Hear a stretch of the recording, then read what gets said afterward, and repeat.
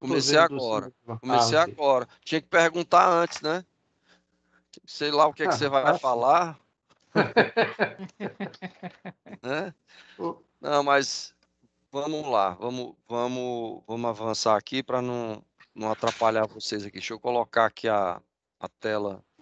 Bom, a ideia, basicamente, como eu comentei, é uma conversa, né? É uma reunião aqui bem informal mesmo, não tem nenhuma. E a ideia é a gente dar uma passada no documento aí específico feito pelo Banco Mundial, que foi uma atualização do que ele tinha feito em 2002 pelo Bradlow e inclusive o Palmieri, e que esse documento foi muito bom na época para subsidiar a elaboração do PL 1181, né? Que foi muito importante. E esse agora vem, é lógico, uma roupagem bem mais completa, né? Bem mais, foram, afinal, quase 20 anos, né? Depois do primeiro de 2002. Então já tem bastante, o número de países aumentou, que fez regulamentação sobre a matéria. E, assim, particularmente, o Brasil aparece em várias referências do documento. Positivamente, no meu ponto de vista, eu sou meio suspeito para falar, né? É verdade, mas assim, não, eu acho que eu tentei olhar e olhar assim, um olhar bem crítico, sabe? Tentando me colocar mesmo como um advogado do diabo, tentando ver coisas assim, extrair assim ideias de que a gente ainda estaria precisando dar melhorada no nosso normativo, né? No nosso arcabouço. E a ideia é assim, eu ia fazer uma apresentação, achei melhor, vou seguindo o documento, tá? Eu marquei as páginas que eu acho que tem algum ponto de destaque para colocar. Não sei, até eu ia perguntar, alguém teve a oportunidade de ler? Alguém teve a oportunidade de ler? Não. Hã? Eu dei uma lida rápida também, Certo. né? Aquelas lidas transversais, principalmente no, umas partes marcadas. Eu aqui Ah, que coloquei eu tinha ali para marcado, né? Eu tinha marcado, a usar. versão que eu mandei já estava marcada. Pronto. E muito Perfeito. assim, botei aquele para procurar as palavras Brasil, né? Sim, Que aí também teria a fiz ver isso. com a nossa realidade, aí vi que estava marcado, aí dei aquela passada também nisso Tá. aí. Que é muito grande o documento também, né? Eu perdi uns 3 dias para ler esse negócio. E É. acho que cada vez que a gente lê, vê coisa que não viu, né? Que não. Mas então a ideia é essa. Eu vou passar rápido aqui, tá gravando. Então é um documento, até esse nome, Lay in the Foundations, né? Quem vê a primeira vez, o pessoal está precisando estar falando de fundação, né? Não é Uhum. fundação de, de obra, não, é fundação da legislação, do marco regulatório, né? São os princípios, né? Que seriam, né? Perfeito. O documento elaborado por esses colegas aí, todos ligados ao Banco Mundial, eu não conheço nenhum pessoalmente, tá? Acho que esse Estevam vai estar, inclusive, na semana que vem, nesse evento aí que está sendo organizado. É um documento recente, de 2020, né? Lógico que foi feito o levantamento em anos anteriores, mas ele é bem atualizado. O conteúdo, ele faz um sumário executivo, é interessante quem não tiver tempo dar uma lida, porque ele está bem sucinto e bem esclarecedor. O primeiro capítulo ele fala aqui do conceito da parte positiva, sempre fala, né? Ó, eu vou falar de coisa ruim, mas primeiro vamos falar da coisa boa de barragem. Ele sempre faz isso, né? Aí vem os objetivos, aí vem os temas que ele foca ao longo de todo o documento, que são a parte das fundamentações legais, a questão de governança e institucionalidade, a gente estava até conversando sobre isso hoje, né, Jussara e Cristiane? A parte de um conteúdo, de um regime regulatório. Aí vem falando de um assunto que a gente ainda não evoluiu muito aqui no Brasil sobre a parte de processo de decisão baseado em análise de risco, né? Vem falando também dos emergency preparedness, parte de os planos de ações emergenciais, né? A questão de fundos, né? No mundo inteiro, como é que isso é tratado? A questão de bacias transfronteiriças, aí que envolve é interessante até que o Brasil tem muitas, a gente até esquece disso, né? E a questão, aí vem no final aqui a questão do conjunto, né? Da importância do arcabouço regulatório, e vem aí nos apêndices propriamente dito, acho que mais para dar detalhe de alguma coisa. Eu não vou passar rápido aqui. Em termos São 51 países que foram analisados, e o que é interessante, a gente, graças a Deus, o Brasil teve sorte aí, porque o Ervin e a Paula Freitas são duas pessoas que acompanharam um trabalho forte que o Banco Mundial fez aqui no Brasil sobre a matéria, né? E também usaram o próprio documento do ICOD, e o Carlos Henrique também está aqui registrado, ajudou um pouco a subsidiar as respostas. Então, acho que por isso que o documento está tão up-to-date em relação às coisas do Brasil, né? A maioria deles são ligados à área de recursos hídricos, mas com viés também para a parte de legislação e com experiência em diversos países aí, todos os que compuseram a equipe que elaborou isso, muitos da Austrália. E a Austrália é muito avançada nessa parte de portfólio risk analysis, né? Essa coisa de análise de risco, coisas do tipo. Vou passar isso aqui rápido, mas o Mário Executivo vocês podem dar uma lida, aqui ele já adianta algumas coisas ligado à dificuldade, né, de análise, tomar decisão com base em risco, e que é complexo e que está na expectativa de que se melhore a cada ano, né, mas ela serve sempre como complemento. Isso aqui vai aparecer mais lá na frente de novo. Fala um pouco sobre a questão dos pais também contemplando eventualmente questão de ataque cibernético, né, principalmente de obras monitoradas telemetricamente, coisas do tipo. E vou passar rápido isso aqui, que isso aqui não é o capítulo 1, eu vou passar mais ou menos reto, porque o capítulo 1 ele é falando coisas boas de barragem, importância de barragem para o mundo, então não é esse o foco aqui da gente, a gente já sabe disso, né? Deixa eu ir logo aqui. Agora tem um ponto interessante que ele fala aqui, os principais motivos de falha de barragem, né? Eu até comentei naquele evento da PUC lá que a maioria das barragens que eu tenho conhecimento, até as pessoas às vezes acham que a maioria galga é por galgamento, por overtopping, por falha de dimensionamento do vertedor e até por problema da hidrologia, né? É o grande número de barragens, mas vale a pena até fazer um levantamento estatístico mais sério com relação a isso, porque a gente vê muito assim, pessoal falando que a maioria das rupturas de barragem de terra é por piping. Não, não é o que eu vejo na prática dessa minha, ao longo desse meu período. É sempre a maioria por overtopping devido à falha de dimensionamento do vertedouro, né? E um assunto aqui que ele comenta que eu não sei, né? Ele diz que o número de acidentes com barragem está diminuindo ao longo do tempo. Eu confesso que assim, eu não sei se é tão marcante essa. Eu acho que existe uma falha de registro estatístico disso, tá? Pessoal, a ideia aqui, veja bem, eu estava pensando que para não atrapalhar, a ideia é tentar correr aqui, fazer em 20 minutos esse overview, tá? Mas se alguém vê alguma coisa assim importante, pode me interromper. Mas a ideia era tentar correr para a gente chegar no final e aí abrir, e aí a pontos específicos que alguém queira, porventura, a gente discutir aqui, tá bom? Desculpe aí a forma. Aí fala dos casos do Brasil, né? Ele está atento para o caso do Córrego do Feijão e Brumadinho, né? E fala aqui no caso especificamente também que muitos países os acidentes foi que causaram a sensibilização do setor legislativo, que foi também o nosso caso, fala nos Estados Unidos, mas fala no Brasil especificamente. Isso aqui também vou passar rápido, que a gente cita lá na frente. Usou como base um documento do ICO de 2014, que fez um overview também sobre prática no mundo inteiro. Aqui são 51 países, né, que ele analisou.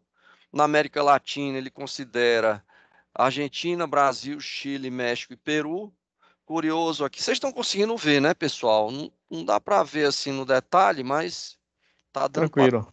Né? O Brasil ele caracteriza médio income, né, em renda média acima um pouco da média, né? E em termos de renda per capita, e Chile e Uruguai ele considera como alta, né? E aí pega países do mundo inteiro, na Ásia, na África, Oceania, América do Norte, né? Então tem vários países aí. É interessante porque ele acaba pegando diferentes formas de organização constitucional, né? Então é bem interessante. E ele não contempla a parte de mineração.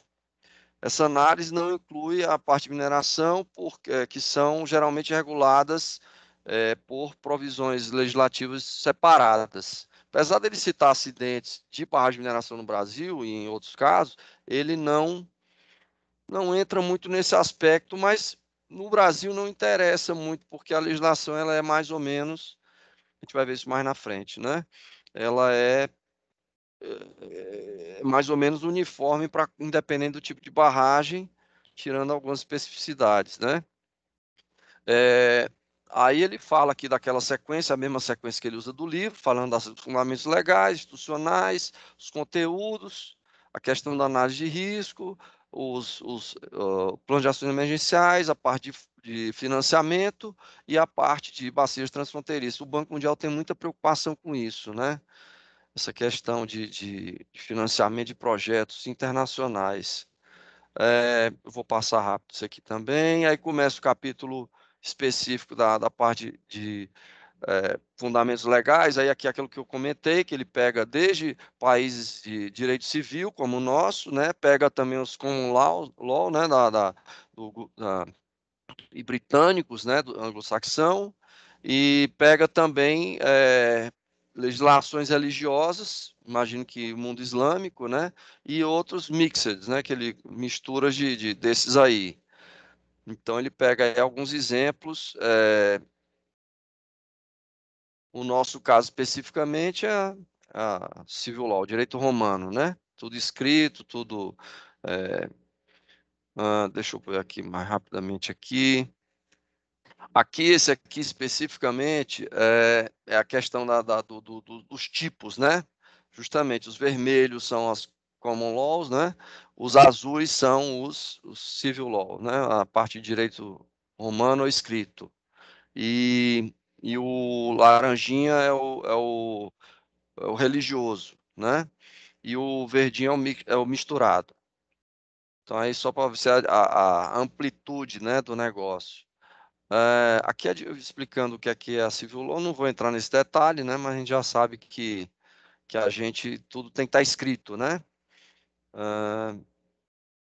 Em termos de bacias transfronteiriças, ele mostra aqui esse gráfico, mostrando que a maioria dos países tem bacias, inclusive o próprio Brasil, né? Você vê aqui uma boa parte da Amazônia, aqui toda aquela região ali do Centro-Oeste, também pegando um pouco o Centro-Oeste mais para o lado da bacia do Paraná, Paraguai, né?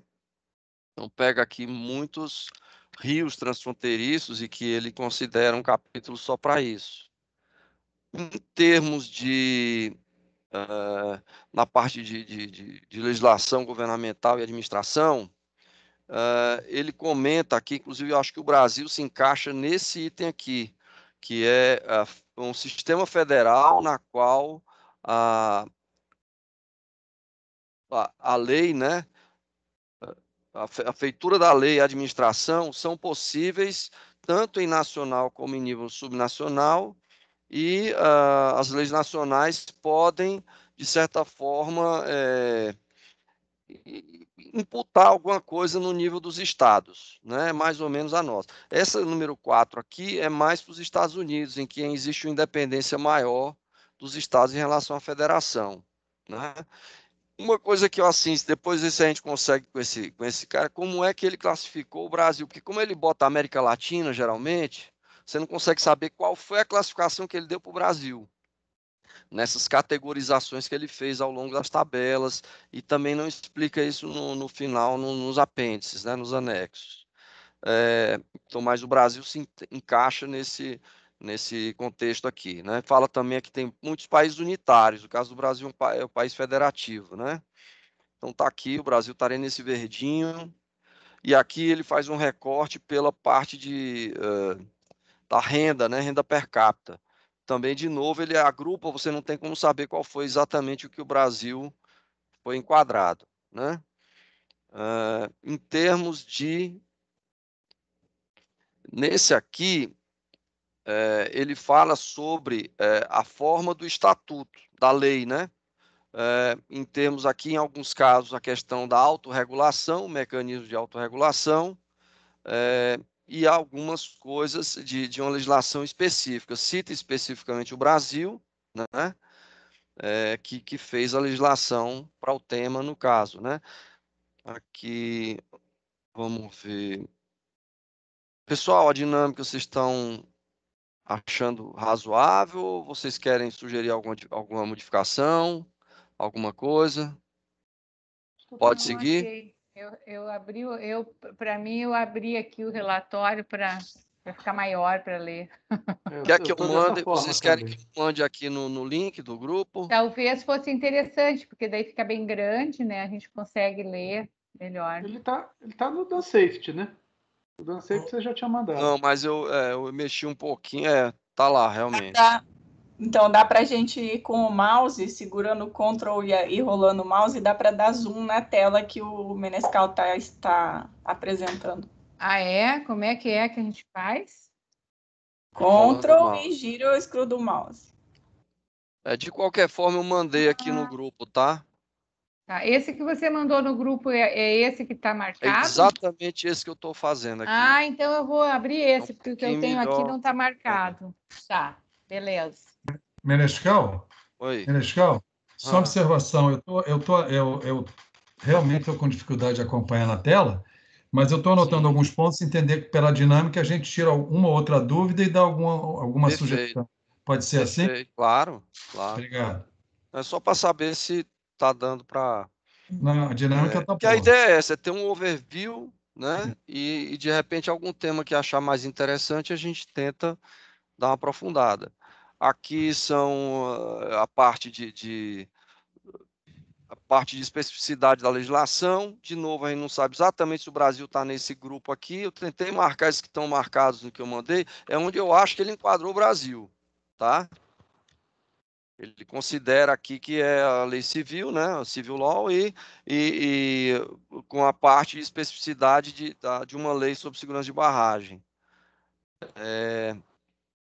Aqui ele fala, exatamente, o Brasil especificamente, ele fala da ANA, fala das outras agências, da ANEEL, né, com a parte setorial, né, uma lei mais genérica e que ele atribui para cima da ANA, né, quando na verdade não é tão assim, a ANA só tem alguns aspectos de ajuda, não é tão ligado, mas ele talvez por estar no CNRH também, né, talvez na área de recursos hídricos.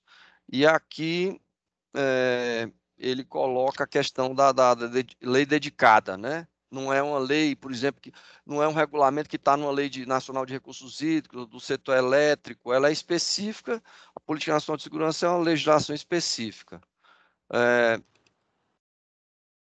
Ele fala da importância, né, de você ter um arcabouço regulatório mais ou menos uniforme ou equivalente para diferentes setores e proprietários, né, principalmente quando se tem um portfólio grande, e fala que assim, os que não têm ainda isso é porque está no processo de transição, que ele acha que a tendência é fazer a legislação desta forma. Foi o que eu entendi aqui nessa parte aqui, tá? Aqui ele coloca a questão da transição, inclusive fala no Brasil aqui, fala um assunto que a gente tem conversado, ele destacou só um ponto no Brasil, que é a necessidade de uma legislação estadual mais uniforme e banco de dados. E ele bota aqui que o tempo de transição, partindo de 2018, seriam 10 anos.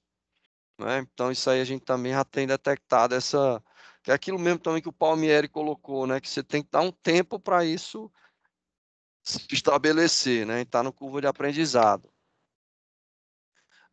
E é importante manter um processo contínuo de vigilância, revisão e emendas legais, né, para garantir que que evolua, né, com o tempo, né, com a coisa. Aqui aí já é um assunto que eu não domino tanto, que é a parte que ele classifica responsabilidade, ele chama de responsibility e liability, né? Que ele coloca, a responsabilidade é quando você tem o dever de fazer, né? E liability é a culpabilidade, digamos, se eu traduzir aí de uma forma, é a culpabilidade. Então, ela acontece quando o acidente ocorre, né? E aí ele faz uma série de reflexões aqui, eu acho que valeria a pena depois a gente se debruçar um dia sobre isso aqui para entender isso, e foi até um assunto que eu acho que a gente já tem uma certa jurisprudência formada no Brasil depois da lei, ainda mais por causa dos acidentes da mineração recente, que já dá para você formar um entendimento quais as consequências para um responsável técnico, para o empreendedor, para o órgão fiscalizador, quando acontece um acidente com a barragem dele, sabe? Eu acho que isso é importante como processo educativo, porque às vezes a gente entra numa furada e não sabe da gravidade e infelizmente, só vai descobrir quando já é tarde, né? Eu até tomo a liberdade, não vou falar não, porque está gravando, mas assim, eu mesmo já tive situações em eventos de acidente que você fica tentado naquele afã de querer ajudar e dizer certas coisas para a população, e que não é papel do regulador fazer isso, né? Porque isso depois, se der problema, a culpa é toda sua, né? Então, cada um tem que ocupar o seu espaço. Então, essa observaçãozinha aí. Aí ele fala aqui justamente isso, ele está falando um pouco assim, o cuidado de, assim, alguns lugares o regulador pode ser corresponsável, dependendo do grau do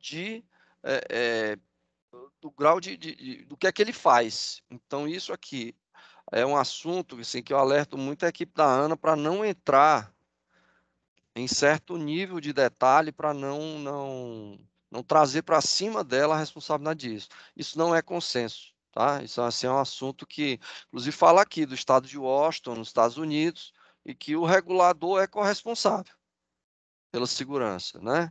Então, eu acho que é um assunto importante aí para a gente preservar o espaço de cada um, né? Deixa eu ver se tem aqui. Passar um pouco rápido isso aqui, confesso que eu não entendo muito não. Eles chamam aqui de strict liability, né? The owner is liable for all damages regardless of all. Então aqui ele diz que eu guardei o Brasil como sendo esse. O proprietário da barragem é sempre o responsável, independente dele ter que comprovar alguma falha dele. Ele é o responsável. Aconteceu assim na barragem dele, não tem que ninguém provar nada. Ele é o responsável, né?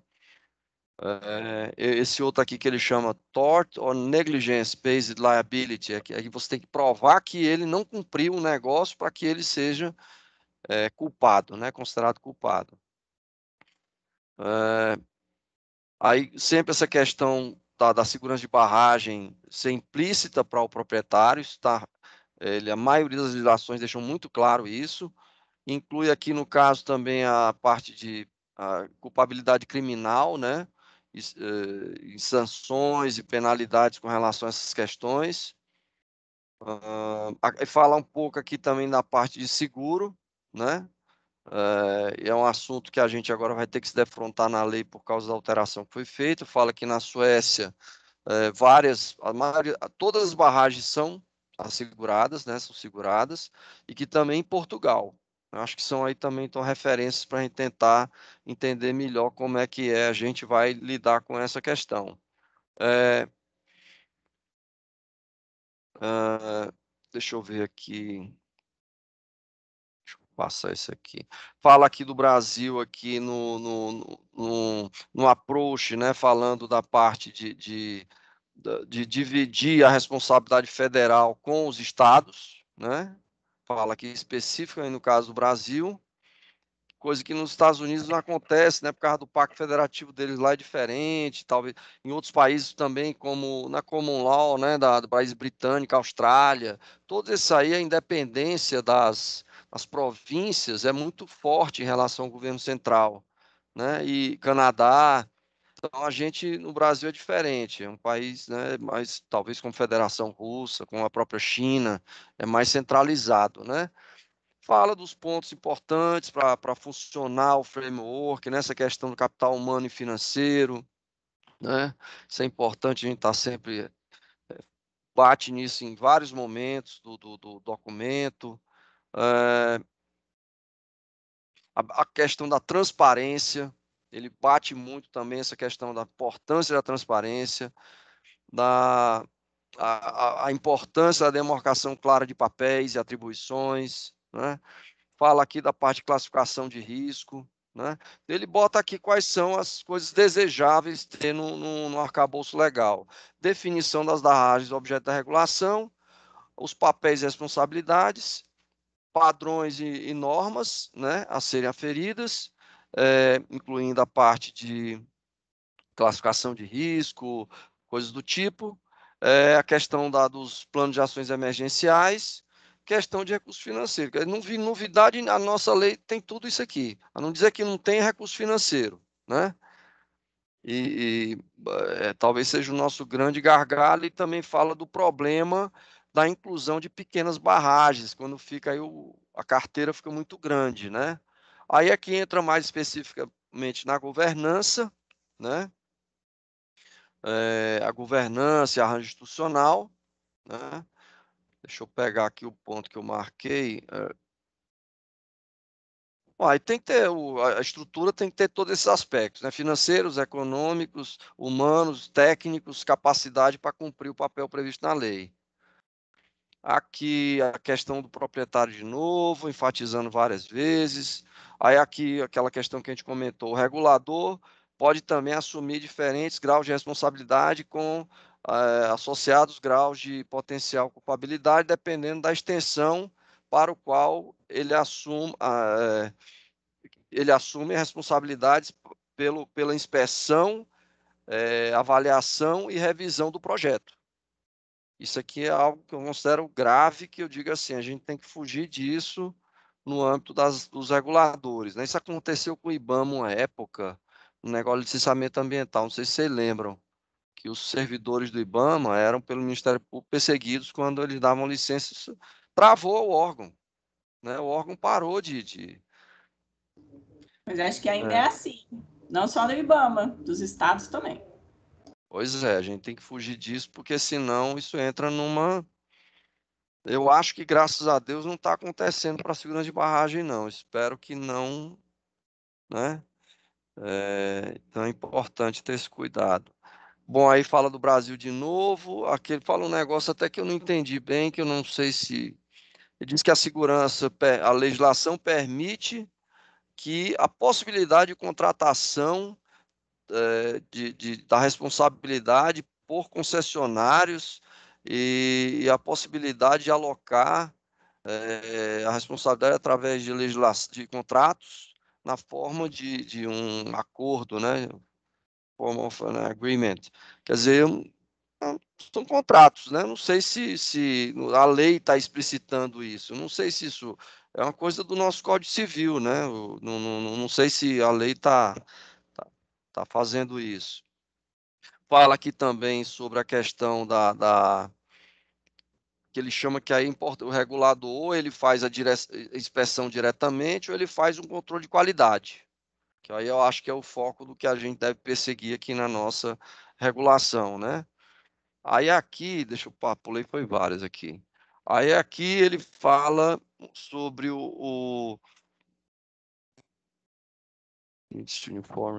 a questão da uniformidade da legislação para os diversos setores, que é o caso da nossa legislação, a questão da descentralização, né, que também é o nosso caso. É lógico que aqui, quando ele fala, ele às vezes não, ele tenta não tomar posição. Ele tenta falar os prós e os contras de cada alternativa, né? E a questão da independência, né? Independência dos órgãos reguladores, que isso é uma coisa que a gente não vê no nível dos estados. Os estados, às vezes, o regulador é proprietário também da barragem, é um ponto a se considerar, diferente dos órgãos federais, que são agências, geralmente são independentes, né? Geralmente não, todas as agências federais, tirando o IBAMA, né? Não é uma agência, né? Não tem uma certa... E aqui a questão do papel de supervisão do regulador, né? Alguns países não têm nada disso, né? É autorregulatório, você não tem essas exigências e tal. Eu falo brincando, a lei é feita para quem não cumpre o que é o óbvio ético profissional, né? Então a lei acaba forçando, botando o óbvio, né? Então alguns países, os princípios éticos e morais são tão fortes que não precisa. O bom profissional vai fazer um bom trabalho, e todo mundo, né? Infelizmente a gente acaba no nosso país tendo que estar tudo muito bem escrito. Aqui, então, tem esse gráfico aqui que ele fala justamente essa questão aqui, por exemplo, desde a regulação não, nada de supervisão, nada de regulação, completamente desregulado, tá? Os proprietários são livres para se autorregular, com base, lógico, em normas, em guidelines, coisas do tipo, até o extremo, que é super comando e controle, né, para a parte de regulação, com independente supervisão regulatória, que no caso das agências, né, e supervisionando todas as barragens, tanto pública como privada, né. Aqui tem um item aqui que eu acho que é a coisa da semi-independente, que aí aqui é onde se encaixa os estados. Os estados estariam aqui e as agências reguladoras federais estariam nesse grupo aqui, tá? Deixa eu ver se tem mais algum ponto aqui. Independente, autoridades independentes de segurança de barragem que não possuam ou não tenham responsabilidades operacionais por nenhuma barragem. A gente sabe que a maioria das secretarias de recursos estaduais, elas têm responsabilidade, elas são proprietárias de barragens, né? Isso acaba talvez gerando algum conflito de interesse. É o que ele coloca aqui, né? Aqui de novo eu não consegui identificar claramente onde o autor colocou o Brasil nessa classificação. Fala também que em outras jurisdições com sistemas mistos, eu não entendi bem o que é que ele quis dizer com isso. Aí cita o Brasil, né? Comitês de revisão independentes ou corpos similares no seu carteira de barragens. Aqui vem a questão da tipologia com relação ao papel da autoridade regulatória, que aqui no caso tem funções de compliance, né, somente, verificação documental e coisas mais simples, aqui controle de qualidade, né, e aqui também, nesse caso, fariam as classificações de potencial de risco, né, a classificação das barragens, e aqui no terceiro nível que elas fazem até as inspeções. Então são diferentes níveis de agências reguladoras. Você vê desde a que pega bem macro até uma mais intermediária e até aquela que entra mesmo, bota a mão na massa fazendo inspeção. Então ele detectou esse tipo de variação ao longo de todas as legislações que ele viu. E eu identifico que no Brasil a maioria estaria nesse meio termo aqui, no quality. Inclusive, algumas fazem essa classificação do risco da barragem, a própria ANA faz isso, né? Ele botou até aqui a maioria dos casos que ele viu foi de compliance, foi o primeiro caso, o mais macro, né? Aí fala de novo aquela questão da responsabilidade, né? E aqui ele fala específicos papéis e poderes da autoridade. Aí vem aqui uma série de itens que ele identifica, né? Fala inclusive do Brasil em alguns pontos específicos, só o Brasil faz, ou poucos fazem, e aí elenca todos eles aqui, né? Os poderes e coisas do tipo. Não vou entrar em detalhe, mas são os instrumentos da lei, que está tudo lá no nosso PNSB. Eu não identifiquei nenhum aqui que a gente não tenha na nossa política. Quer dizer, todos esses poderes são dados às agências reguladoras de alguma forma, tá? Também não identifiquei nada faltando, digamos assim. Aí vem a questão da descentralização, né? E eu acho que o Brasil se encaixa nesse aqui, nesse verdinho. O Brasil, a legislação, ela incentiva que os estados e as províncias, no caso nós não tem, né? Façam legislações uniformes, né? Ele usa laws uniformes, mas no fundo é o próprio regramento. Eu também acho que não precisa os estados fazerem legislações como estão fazendo hoje em dia alguns, mas a gente não tem como controlar muito isso, né? A independência do Pacto Federativo. Cita de novo aqui o Brasil e o Japão como exemplo de países que delegam poderes e funções em função do dominialidade da bacia, que é o caso dos estados, né? E aqui, não vou citar isso aqui, não. E a questão aqui, nesse caso, está falando da abordagem setorial, né? E que acaba também não sendo bom, às vezes, quando você tem legislações para cada setor, que é importante ter uma certa uniformidade. De novo, eu não sei onde que ele classificou o Brasil nessas tabelas aqui. Tá? Aí vem aqui o resumo, não vou entrar em detalhe. Como é que está o tempo, pessoal? Vamos lá. Aí vem o capítulo 5 que fala do conteúdo, né? Aí ele fala que tem os que mais padrão mais de conteúdo e os que são baseados em risco e a parte de combinação, né? E aí diz o que é que teve conteúdo: papéis, poderes, responsabilidades, a questão de responsabilidades para o operador, para o proprietário, outras partes envolvidas. Então ele vem falando aqui depois em detalhe, né? O acervo técnico da barragem, a parte de educação e orientação dos proprietários, né? A, a, a capacidade de obrigar patrões através de penalidades e sanções civis e criminais, né? E a arbitração, uma coisa que aí não tem, talvez, no nosso, é essa questão da arbitragem, né?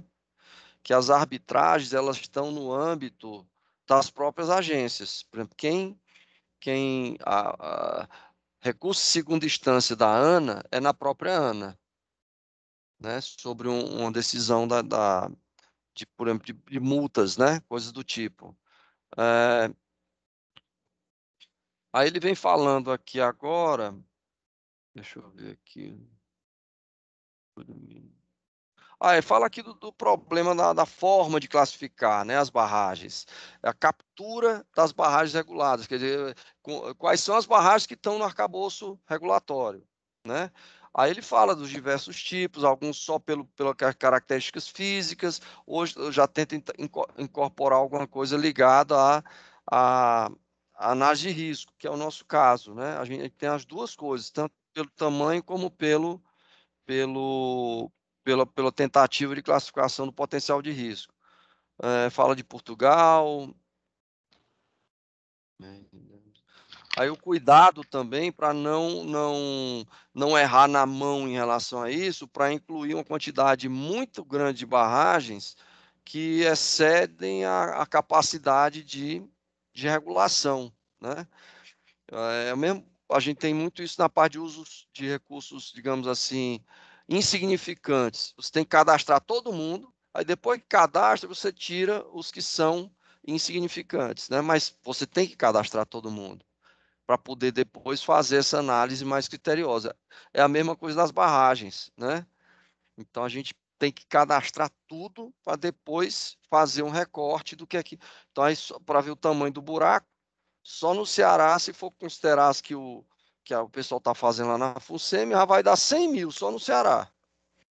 E aí vamos ter que depois pegar de uma por uma e fazer essa coisa aí de classificação, né? Aí a questão da tecnologia, né, para ajudar nessa parte de identificação, e a questão também da responsabilidade pela classificação. Aqui na nossa norma eu já vi que tem algumas agências que classificam, outras que quem classifica é o proprietário, então tem aí uma certa flexibilidade nisso aqui no Brasil, né? Aí aqui a questão da classificação pelo potencial de risco e consequências, né? Lógico que quanto maior o potencial, maior o nível de exigência. Aí ele fala aqui as classificações, ele usa esse termo hazard creep, né? Que você tem que estar permanentemente fazendo as revisões, né? Porque às vezes o uso e ocupação do solo altera a condição de dano potencial. Abordagens combinadas, né, em termos de como classificar, usando só geometria ou fazendo a coisa da classificação usando fatores de risco.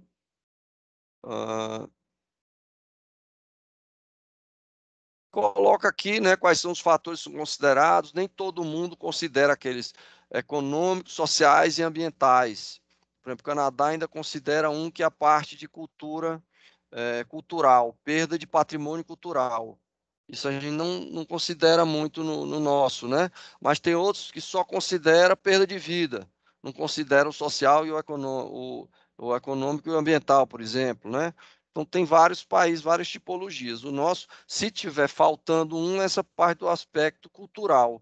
Mas, de certa forma, isso está geralmente contemplado na parte ambiental, né? Mas ele não é explícito, ele está implícito, né? Talvez seria um ponto com relação a isso. Tá aqui, ó. Aqui ele bota Social Cultural Heritage Damage. Aqui ele bota junto, né? E aqui coloca a população em risco, né? A questão já comentei isso aqui. Alguns países dão destaque que, na verdade, o que interessa não é o dano potencial, é o dano potencial incremental, é o causado pela barragem. Porque tem o dano que já iria acontecer com aquele nível de cheia, digamos assim. Então, seria o dano potencial incremental, né? É o que foi causado devido à construção da barragem. Então, ele coloca esse novo. Alguns países consideram isso, né? Aí vem a questão do classificação com base de risco, né? Cito o Brasil com relação a isso, destaque, inclusive, num box aqui do Brasil, mas fala do Canadá. Isso há 10 anos atrás eu nem pensava, pessoal. O Brasil não aparecia nunca num negócio desse. Era o último país né? Você vê, já está sendo aí como quase eu sou suspeito para falar, no estado da arte aí do negócio, né? Então são assim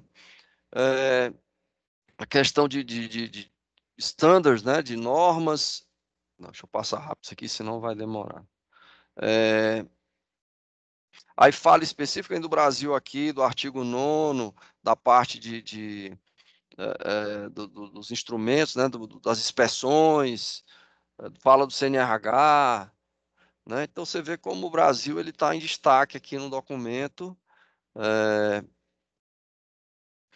questão de inspeções, auditoria, né? A própria autoridade poder fazer inspeções, né? Também a nossa lei prevê isso. A questão ele enfatiza muito a questão do relatório anual de segurança de barragem, certo? Que a transparência e levar isso para os parlamentares.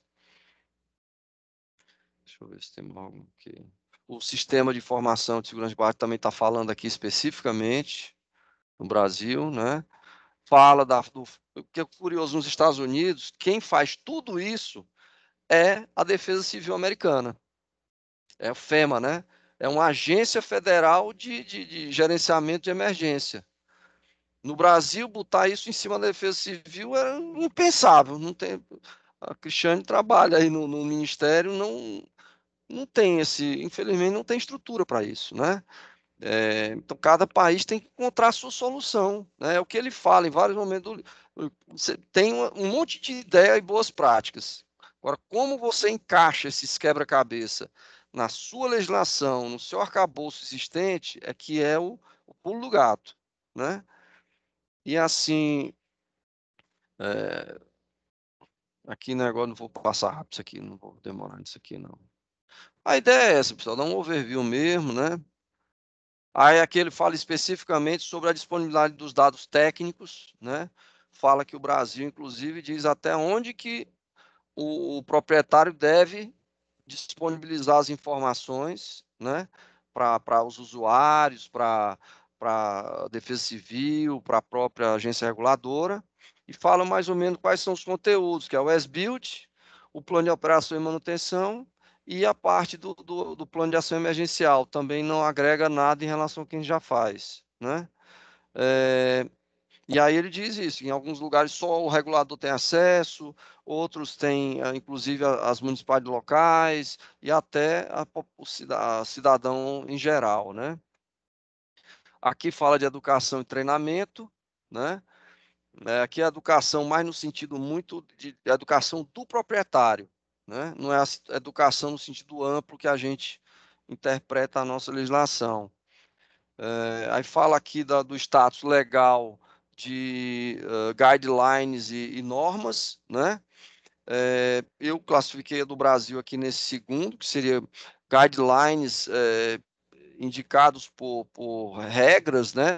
Sobre o poder discricionário da autoridade, que é mais ou menos tem acontecido, né? Não está previsto em lei, né? Uma coisa explícita na, na lei, ela é flexível para que cada país tenha, e que aí essa questão de norma, e a gente também está discutindo esse assunto, né?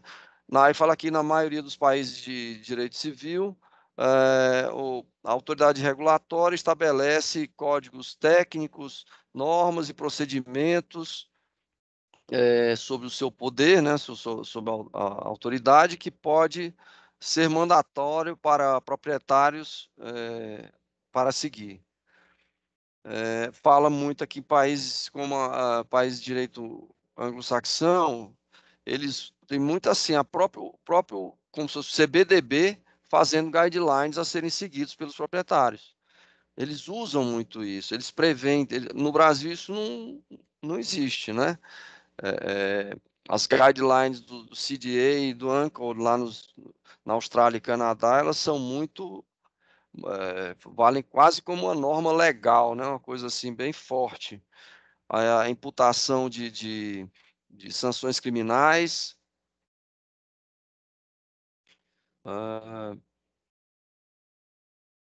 a questão da perda de capacidade ou de falta de recursos para policiar e fazer o enforcement, né? Quer dizer, a fiscalização aqui das agências, cuidado, né, com relação a isso.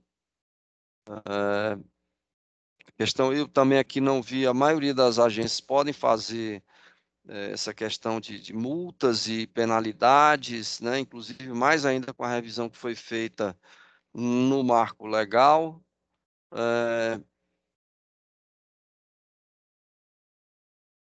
Aí é a questão da auditoria, tá? Mas aí eu não vou da auditoria, não, do árbitro, da arbitragem. E aí as mensagens finais que ele coloca aqui, são esses tópicos que a gente falou. A identificação clara das barragens reguladas, né? A parte da classificação digamos assim, as exigências em função desta classificação, os critérios e normas de segurança de barragem, a questão de inspeções de segurança, questão de operação e manutenção, questão de armazenamento de dados técnicos, educação e treinamento, aqui ele dá muito foco no proprietário, e a parte do status legal dos guidelines e normas, né? Norma no Brasil, ela não é lei, mas ela é obrigatória. Isso aí já é um entendimento mais ou menos consolidado, né? A norma da ABNT, né? Mas guidelines, ela é uma coisa meio solta, né? Não é tão previsto assim. E a parte de arbitragem e empoderamento do órgão regulatório, né? A gente também já comentou isso aqui rapidamente. Fala aqui do CNRH, da resolução 144, ó, doutora Cristiane e doutora Jussara, aí com um desafio de revisar isso. Esse capítulo 6 fala da parte de decision making com base em risco, né? Fala do critério padrão. Eu vou correr um pouco mais, pessoal, para não atrapalhar vocês aí. Isso aqui o Canali tava, não sei se ele está aqui, ele tá aqui. Vai querer falar, Canali, vou deixar você para falar disso aqui, que você que é o fera nesse negócio aqui, que é a parte de que o Brasil vai ter que avançar nisso aqui. Hoje a gente faz uma análise qualitativa, né, dessa análise de risco, e vai ter que partir cada vez mais para a parte quantitativa, como alguns países já estão fazendo, e eu diria até que algumas instituições brasileiras já devem estar avançando nisso, mas ainda não, a gente tem tanta coisa básica ainda para resolver, que eu acho que ainda não seria uma prioridade, mas como o próprio Leonardo vai falar aí, não vou... Aí aqui está aqui, ó, muitas... many jurisdictions do not... não recomendam análise, avaliação de risco quantitativo, né? Então isso é um pouco aí que a gente está colocando, mas é algo que a gente tem que avançar, queira ou não queira, é inexorável, né? Aqui dá um exemplo aqui da... Vou passar isso aqui, canal. Isso aqui eu não... Aí tem aquele nosso do ALARP, né?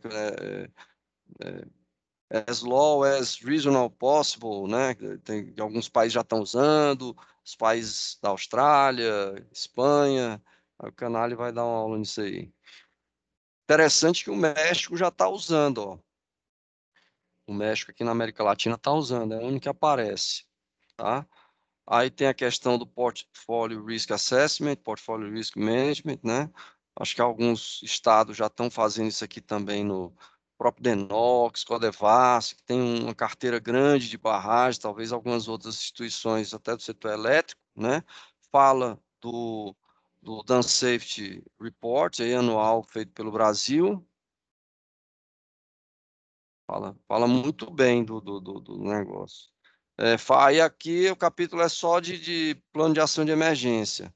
Dá aquela ênfase que eu comentei de sabotagem e ataques cibernéticos, né? Deixa eu ver. Aí fala aqui o que é que mais ou menos deve conter um plano de ação emergencial, que é o mapa de inundação, né? A questão levar em conta a questão do momento do evento, se é à noite, se é de dia, né? Levar essa questão em conta. Os impactos são diferentes, as pessoas estão dormindo em casa e de repente vem uma onda de cheia, pega todo mundo desprevenido, né? Não tem nem como... a questão do tempo de alerta e o papel no entendimento da severidade do fluxo, e a efetividade da evacuação, coisas do tipo para considerar nessa elaboração dos planos de ações. Aí vem esses boxes aqui, eu não vou entrar em detalhe. Aí a questão da matriz de responsabilidade, que é aquela nossa tabela, né, que a lei fala isso também, define claramente isso. E um plano de ação emergencial típico inclui identificação e avaliação das condições potenciais de perigo da barragem, né, acho que os tipos de evento crítico, o nível de classificação da emergência, ativação e os procedimentos de tomada de decisão, a notificação e a comunicação com as autoridades e os atores envolvidos, né, que é o PLANCOM, aquela coisa lá que tem que articular com a Defesa Civil, né, e as ações emergenciais, incluindo evacuação da população, coisas do tipo também, que tem aí um pouco esse viés que a gente tem que dividir essa bola com a Defesa Civil, mas eu acho que a lei evoluiu nisso, né, trazendo mais claramente a Defesa Civil para dentro do sistema. Antes a lei só passava por cima, né? Acho que agora ela, a minha percepção, né? Deixa eu passar aqui. Aí fala aqui do plano de emergência, plano de ação emergencial interna e externa. A gente estava conversando isso, né? E eu acho que aquela do interno é o que pega as ZAS, né? Me corrijam. E o plano de ação externa é o que abrangeria a zona de salvamento secundário, né? Secundário de salvamento, quer dizer que aí já entra a parte da Defesa Civil entrando no processo. Fala aqui sobre um sistema, uma metodologia Common Alerting Protocol, né, desenvolvido por essa organização aqui, questão da importância de articulação, né, entre as instituições, e aqui aquele lado do potential failure, os modos potenciais de ruptura, a gente estava até conversando isso hoje de manhã, né, avaliar todas as possíveis hipóteses de ruptura. Aí fala também da importância que o plano de ação emergencial às vezes tem que estar também já disponível até na época da construção, dependendo se tem secadeira, coisas do tipo, ele também às vezes precisa ter alguma previsão nessa fase construtiva, né? E aqui boas práticas para o plano de preparação de emergência, né? Revisão periódica e atualização do plano para refletir as mudanças organizacionais, treinamento, orientação, sessões de orientação com a equipe do proprietário e do operador, agências de emergência, para garantir sua familiaridade e o entendimento dos procedimentos, e vários níveis de teste, de efetividade, coisas do tipo, né? Incluindo comunicação, sistema de comunicação, e aqui coloca, mas ele fala em algum momento aqui a importância de envolver a sociedade, né, nesse aspecto, de uma forma mais transparente. Aí fala desse modelo, era isso que eu queria comentar, daquela instituição, desenvolvido pela BCI do lado do Canadá, que é o Live Sim Model, que eles estão usando mais aí para fazer a simulação da previsão de mortes, né?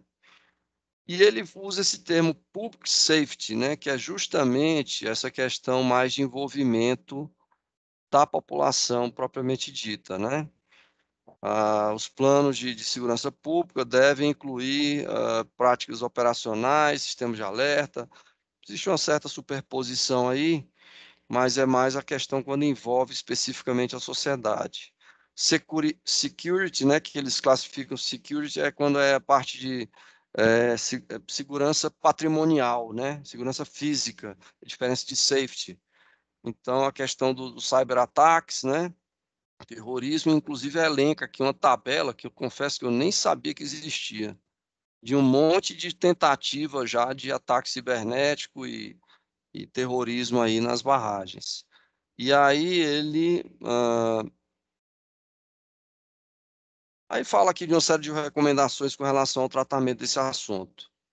Barragens assim mais estratégicas no Brasil, inclusive aquele trabalho do Gabinete de Segurança Institucional, né, da Presidência da República, eles se debruçam sobre esse tipo de questão. Aqui, olha, coloque os planos de ações emergenciais devem estar prontos 12 meses antes do primeiro enchimento do reservatório, né? Então, isso aí eu acho que também já está sendo mais ou menos.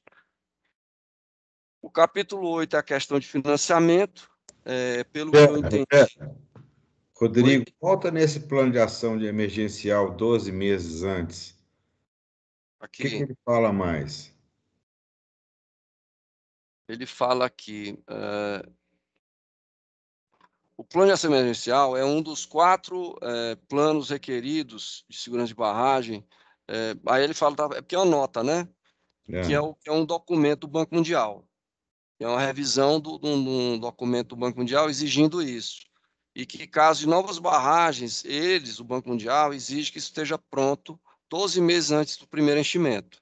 Né? Vai ter algum critério para 12 meses? Tem um ano? Tem alguma coisa específica que determina isso? Não, eu acho que é mais uma questão para eles já irem trabalhando, dar tempo deles irem trabalhando com a comunidade, Tá dar bom. tempo entendeu? Para não ficar atropelo Combinado. muito. Eu acho que é mais isso, é uma questão e é específico do Banco Mundial, isso não é uma coisa. Tá bom. Rodrigo, obrigado aí por estar aqui participando. Então, aí vem o capítulo 8, que é a questão do financiamento, né? Mas eu confesso assim, do que eu li, ele não traz nenhuma solução mágica, né? Países grandes como os Estados Unidos está aqui, ó, tem 70 bilhões para arrumar o passivo deles no nível federal e estadual, né? E eles não têm alocado esse dinheiro anualmente, né? Quer dizer, ele fala aqui de algumas soluções aqui financeiras, né? As fontes financeiras básicas, fonte de tarifa, taxa ou transferências, né? Isso aí, normalmente, todo mundo sabe, né?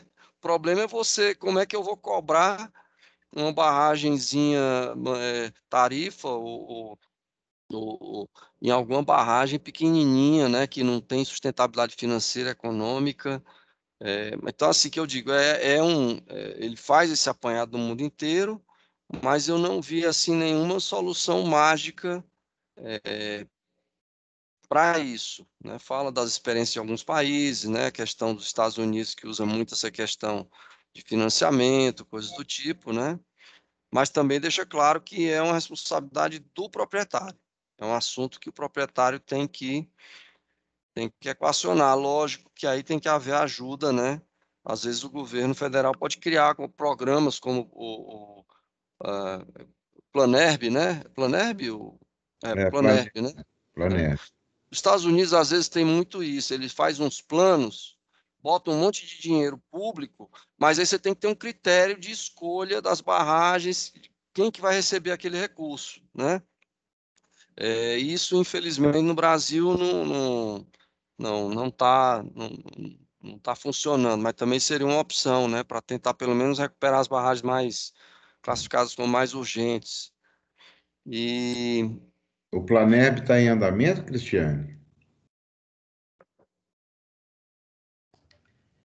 Então, a parte do que a gente cuida aqui é mais a das barragens do antigo DNOS. O pessoal está fazendo um esforço grande junto aos estados, as companhias de saneamento, dependendo quem está usando as barragens, para fechar os acordos e repassar o dinheiro para a recuperação. No passado, a gente conseguiu assinar os 2 primeiros convênios. Foi com Pernambuco, se eu não me engano. mas basicamente as barragens do próprio governo federal, né? Não Isso. é ainda pensando em aplicar isso para ajudar proprietários privados, né? Ah, não, ainda não. Consegue ainda nem Denox, E Codevasf. aí Denox e Codevasf, eles estão avançando, não exatamente com o Planerb, porque eles consideram que eles já tinham um outro programa, acho que é chamado PROSB, que eles consideram melhor, mas eles estão avançando com as barragens deles, assim, também. Não no ritmo que a gente deseja, né, mas agora, esse ano, estamos com esperança grande aí no Denox. Não sei como é que vai ficar a questão do orçamento, mas o recurso para a ação de segurança de barragens do Denox foi bastante significativo no orçamento aprovado. Legal. Ótimo. O TCU já bateu também, de repente ajudou, né? O Ministério da Economia a colocar dinheiro lá para. Mais uma Não, curiosidade. foi movimento do MDR mesmo. A gente, inclusive, tentou fazer umas emendas na LDO e o Ministério da Economia não aceitou. Uma curiosidade, a ANA faz isso em nível na parte da gestão, né? Junto com os estados, pelo Progestão 2, ela transfere dinheiro para os estados para eles se estruturarem com relação, mas é no nível de gestão da parte regulatória, né? Bem interessante o programa. Aí aqui a questão das bacias transfronteiriças, né? Destaca aqui o Brasil, toda a bacia amazônica, a bacia do Paraná, Paraguai aqui, né? E todas as barragens. Aí o Banco Mundial tem um pouco assim, mais atenção para isso, né? Mas realmente às vezes a gente nem se preocupa com essa visão das bacias ali do Paraná, não olha muito essa questão do conjunto. Mas assim, ele enfatiza isso nesse trabalho. E aí ele classifica, né, a questão da visão, não como o iCode recomenda, usa muito a questão, considera internacional a barragem que tem a ombreira, um em cada lado do país, tipo Itaipu, por exemplo.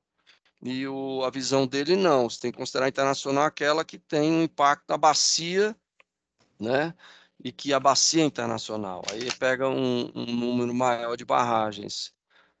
E aí a complexidade, né, disso, assim, você às vezes tem países de legislação completamente diferente no tratamento da matéria. Inclusive, uns de direito civil, outros de direito da common law, outros até de religioso, né, do países islâmicos. E aí que ele dá exemplos, e aí fala até o caso da Espanha e Portugal, né, que tem lá na diretiva quadro da União Europeia, tem várias. Isso demorou anos, né? Isso gerou guerras, né, da época medieval aí entre Espanha e Portugal por essa questão aí de recursos hídricos aí dos rios, Colorado e México, né? Coisas desse tipo aí. O Brasil, graças a Deus, teve algumas coisinhas com a Argentina quando foi construir Itaipu, né? Mas assim, nada acho que muito grave. Não sei a Jussara lá no Rio Grande do Sul se tem alguma. E aí tem aqui a arranjo institucional, né, que você exige articulação entre os países. Estou indo para o final aqui, pessoal, para não atrapalhar mais aqui. E aí o último capítulo, ele fala desse conjunto, né, o arcabouço regulatório do pacote inteiro, né, e aí a importância de que ele tenha uma visão flexível, né? Que não tente regular demais, então tem que haver um certo mix regulatório aí para não errar na mão demais, né? Em relação à questão de regulatória. Ele usa aqui o que ele chama de elemento-chave, né? Fundamentos legais, com a base constitucional para a legislação e para a administração, arranjos institucionais, considerações técnicas de natureza e características da carteira de barragens, né? A questão de financiamento, considerações de financiamento, que é um dos pontos falhos da nossa lei. Fala aqui também sobre a parte de classificação, typically defined portfolio. Aí fala aqui sobre a questão o que é que as características do tamanho do portfólio, né? A classificação, o tamanho, a proporção do que é público e do que é privado, que aquilo é relevante na hora de levar em conta isso aí. Fala sobre cada um deles aqui. Garantia alguns princípios aqui, né, eu vou encerrar aqui, pessoal, já passou tempo demais do que eu previa. A ideia agora é abrir para o debate e eventuais pontos aí específicos. Ele acaba repetindo um monte de coisa que já falou ao longo do texto, tá bom? É isso. Só para facilitar aí, quem quiser falar, levanta a mãozinha aí que a gente não fazer uma filazinha aqui, né? Peço desculpa aí, pessoal. Falei de. Deixa eu tirar aqui o vídeo. Tirar aqui a tela. Temos aqui a Jussara, Cristiane, a Sui da Sabesp, Eduardo Rolovski, o Pedro Nunes, Canali, a Ingrid. Ingrid, tudo bom, Ingrid? E o Rodrigo. Bem eclético aqui, bem. E vão gravando aqui para quem quiser depois, se quiser ver, a gente te manda, né? Manuel, por favor. Eu? Você é o primeiro. Que é isso? Eu acho que eu cliquei. Bom, então vamos lá. Ok, eu vi que o Gilberto Canalha, é um grande prazer ver, há anos que eu não encontro com ele. Canalha, um abraço. Na realidade, posso falar? Eu não sei. Posso falar? Claro. Tá. Eu, na realidade, não vou tomar muito mais tempo de vocês, mas eu fiz pequenos pontos. Eu acho que a dinâmica foi muito interessante que você colocou, mas a abrangência do assunto conversa para 3 dias, né? Todo... Se for debater, etc. Mas eu me permito só, juro que não vou passar de 3 minutos. Bom, para quem não me conhece, eu sou Manuel Martins, eu sou engenheiro geotécnico, trabalho, sou formado há 50 anos e atualmente trabalho independente em consultoria de engenharia geotécnica, principalmente barragem. Bem, na realidade, logo no início foi mencionado alguma coisa em relação à governança. Isso é fundamental, porque apesar de eu atuar na área técnica, eu vejo que vários problemas, e não vamos só falar de ruptura, tem incidentes, acidentes, brigas judiciais, etc. A gente podia dizer que é quase que meio a meio, problema de governança com gestão. Então, esse é um ponto fundamental a ser analisado.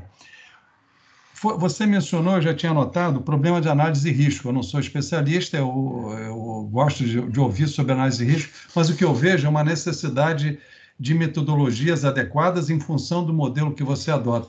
E realmente eu vejo que existe ainda muita parte subjetiva nessas análises.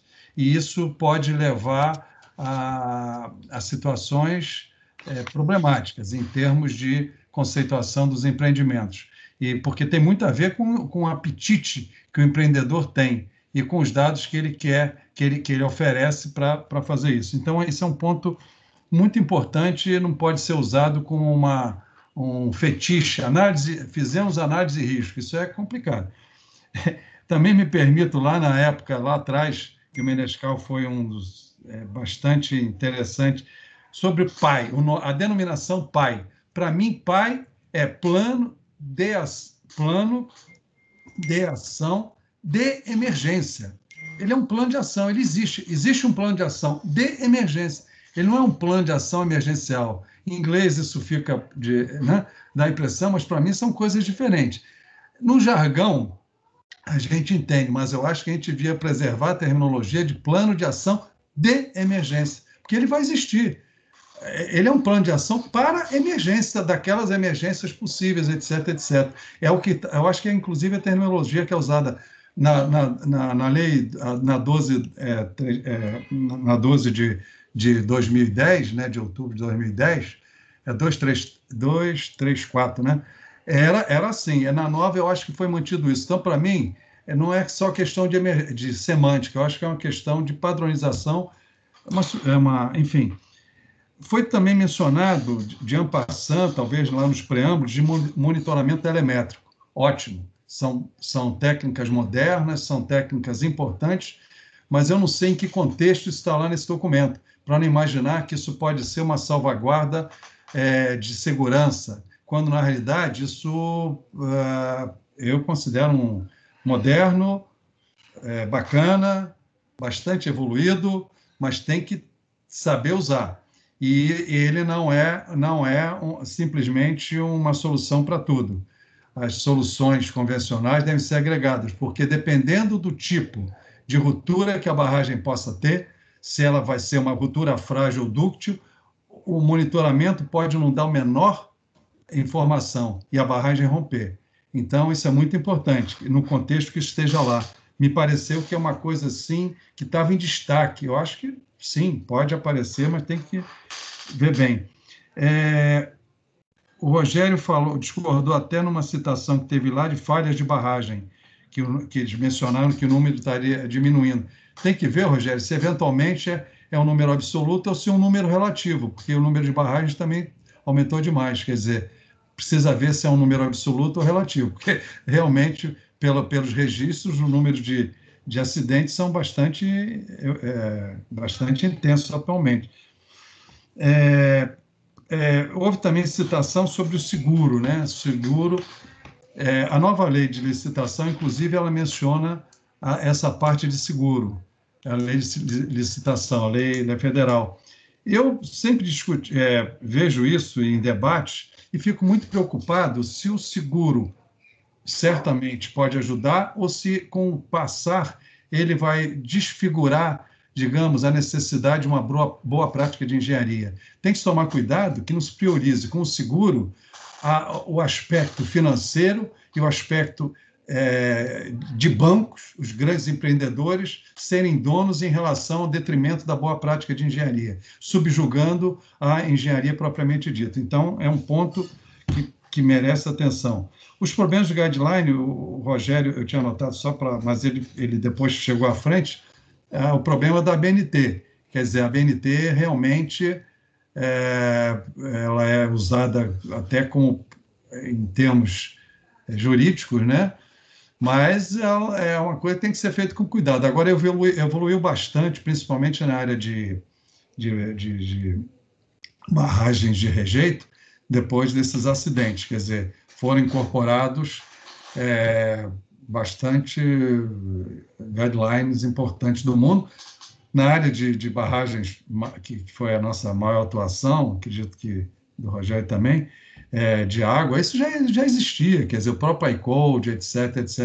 Mas os guidelines são muito importantes que eles incorporam práticas, etc.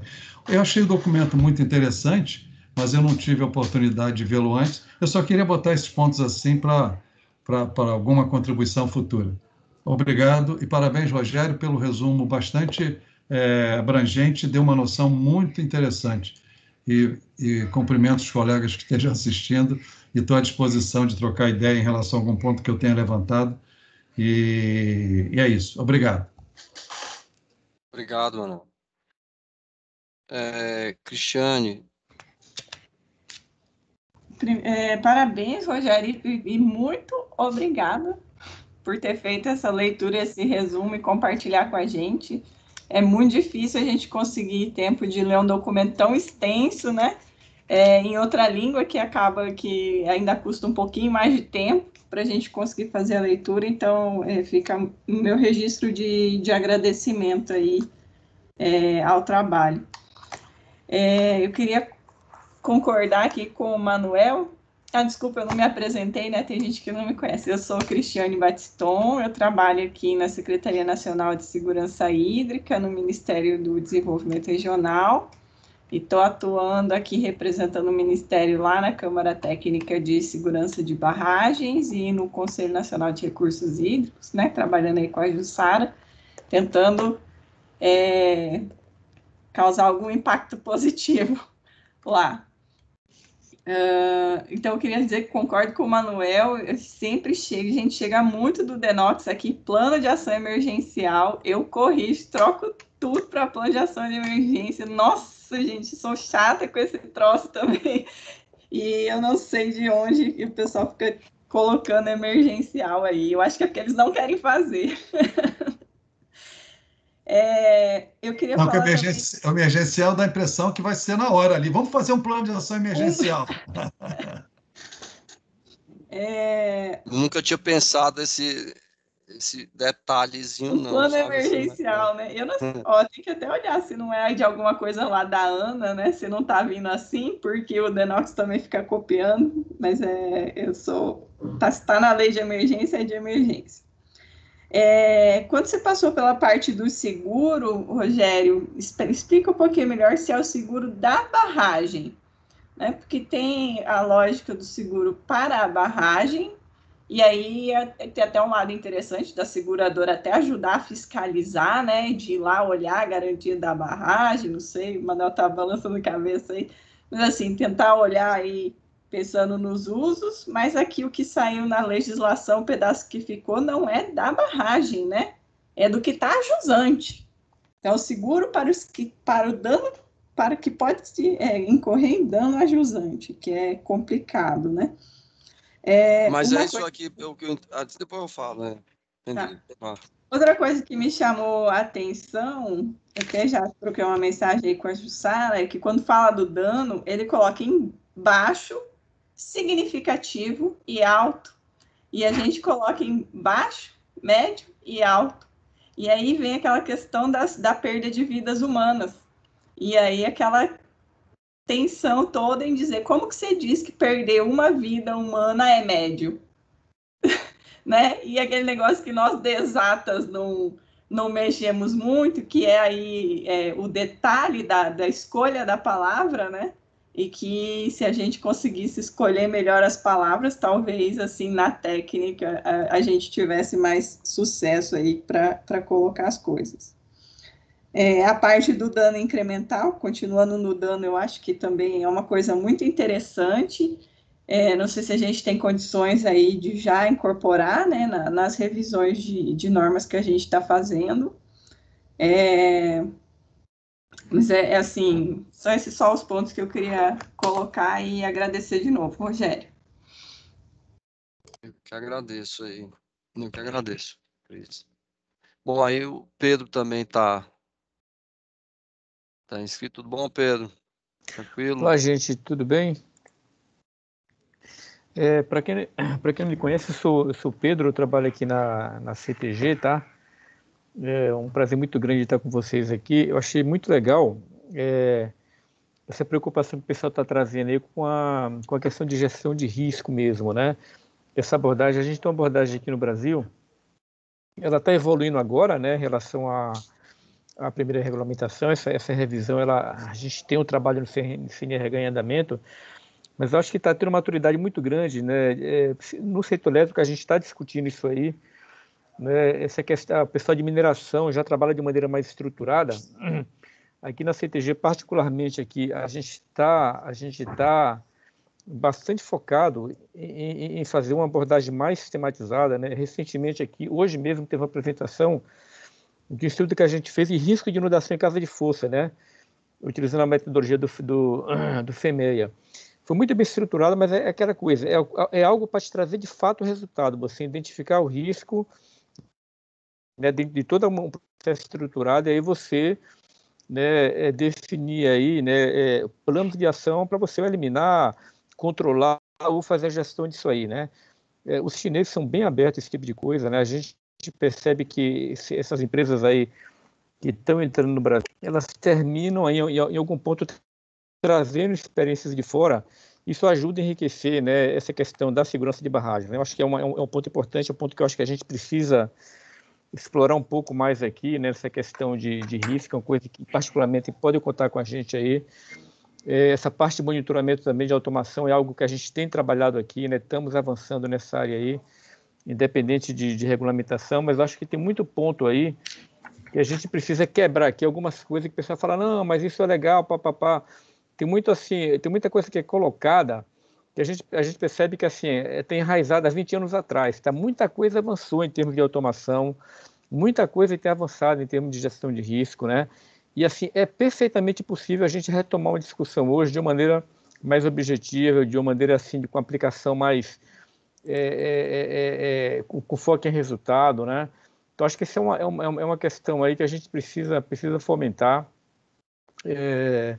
Esse documento aí, ele traz assim uma abordagem aí atualizada de muitos temas aí que de fato a gente precisa refletir no Brasil. A questão do próprio pai, a gente está todo mundo aí nesse momento trabalhando aí nessa questão de, né, ajustar o compromisso nosso, né, do empreendedor, por exemplo, do regulador, com, por exemplo, as carências que a gente tem no Brasil, né, em diversos níveis, tá? E esse documento eu acho que ele é importante, ele traz uma série de pontos aí que a gente que pode nos ajudar a refletir, que traz realidades diferentes de maneira consolidada. E eu acho muito legal, Rogério, essa iniciativa que você teve, tá? Eu particularmente não tive a oportunidade de ler o documento, mas você fez um apanhado aí em alto nível, mas assim colocando os pontos aí que realmente são importantes, tá? Eu particularmente eu pretendo dar uma olhada com detalhe nesse documento, alguns pontos aí, mas assim eu acho que a gente tem um bom espaço aí para a gente de fato direcionar algumas discussões aqui no Brasil no que se refere à segurança de barragens, tá? E eleger alguns pontos aí prioritários, né? Essa questão da pandemia tem dificultado essa discussão, todo mundo muito sobrecarregado, muita atividade junto, né? mas acho que a gente precisa realmente aí eleger alguns temas aí que são que a gente entende que são mais estratégicos, e discutir isso com mais calma, envolvendo todo mundo, vocês de agência reguladora, da gente do setor privado, pessoal de academia, pessoal de consultoria, né? Acho que é bem legal. Esse que eu queria colocar, e obrigado pela oportunidade de estar aqui aí, ouvindo vocês e aprendendo um pouco mais e trocando experiência. Ô, Pedro, obrigado aí. O Pedro trabalhou ativamente também na época pela Abrage, né, Pedro? Na época da discussão da lei. Imagino que ainda está também ajudando lá no CNRH, né? Sim, até o ano passado eu era o coordenador do grupo de segurança da Abrage, né? Ficou com o tempo com o Júlio, ele saiu, voltei novamente, agora eu pulei fora aí, fazer outras coisas. Mas assim, estamos aí ativos sim, né? Estamos aí disponíveis todo o tempo aí para tratar desse assunto aí. Ô, mestre, obrigado aí pela participação. Bom, aí você está aberto aí, pessoal. Não quero monopolizar aqui não, viu? Assim, mas talvez... Fala, Manuel. Não, só uma pergunta. Lá na passagem, no início, você fez uma menção específica. Prazer aí, estou vendo o Canalha aí, quantos anos? Prazer é meu, Manuel. Prazer é meu. Desculpe, Canalha, só complementando. Você fez uma menção que está lá no documento, estava tudo muito genérico, mas lá pelas tantas, você falou especificamente da barragem Córrego do Feijão, Brumadinho. Tem alguma citação específica disso? Lá, naquele documento, Sim, várias. Nesse aqui, sim. Sim, não, mas eu estou dizendo, não, citar o empreendimento, mas tem algum aprofundamento de citação? Não, apenas com uma exemplificação. Cita que foi um dos que motivou a mudança de lei, né, a preocupação, sensibilização do legislativo, coisa do tipo, que ele, inclusive, nem mexe muito, como ele fala no começo, que o a mineração, ele ele geralmente é tratada separado, né? Certo. Não é o caso do Brasil, mas ele não... Mas ele fala que já pegou a mais recente. O Canalha deve ter até ajudado esse pessoal aí na coleta de informação. O Canalha sempre foi muito ligado ao banco, né? Trabalhou junto com aquele na ANO, o Ervin, a Paula, e o Bradlow, o Palmieri. O Canalha é outro aí que está aí desde os primórdios aí dessas discussões, foi um dos que provocava, né? Obrigado, Rogério. É uma satisfação muito grande estar aqui no meio de amigos, compartilhando desta cachaça que, né, nos tem inebriado há bastante tempo, né? Esse documento do Banco Mundial, e, aliás, foi uma excelente iniciativa sua, porque realmente precisa fôlego para lê-lo e digeri-lo, né? Porque é um documento extenso e que, no entanto, eu já, há algum tempo atrás, eu coloquei essa referência no grupo Dam Safety, porque me parece agora uma referência obrigatória para os interessados no assunto, porque dá um retrato muito fiel do estado da arte, né? E permite comparações e até verificar, digamos, como uma linha de pesquisa, verificar como é que outros países estão evoluindo a partir dessa data das informações contidas nesse documento. Esse documento, aliás, é uma segunda versão muito aumentada de um primeiro documento que o Banco Mundial publicou no ano 2000, com o qual eu tive até o prazer e a oportunidade de contribuir, né, lá no ano 2000. Naquela época, eu fui especificamente solicitado a informar ao banco, né, como é que estava o andamento do tema aqui no Brasil. Eu estava lá no CBDB, mas tinha também contatos com a Ana, tinha participado de reuniões com você, Rogério, com Gisela Foratini e tal, e aí fiz um relato para o banco que consta muito sucintamente, porque também o progresso não era muito grande na época, não tínhamos nem sequer o projeto de lei, né, isso foi do ano 1999, 2000, né? Mas eu vejo que o assunto hoje,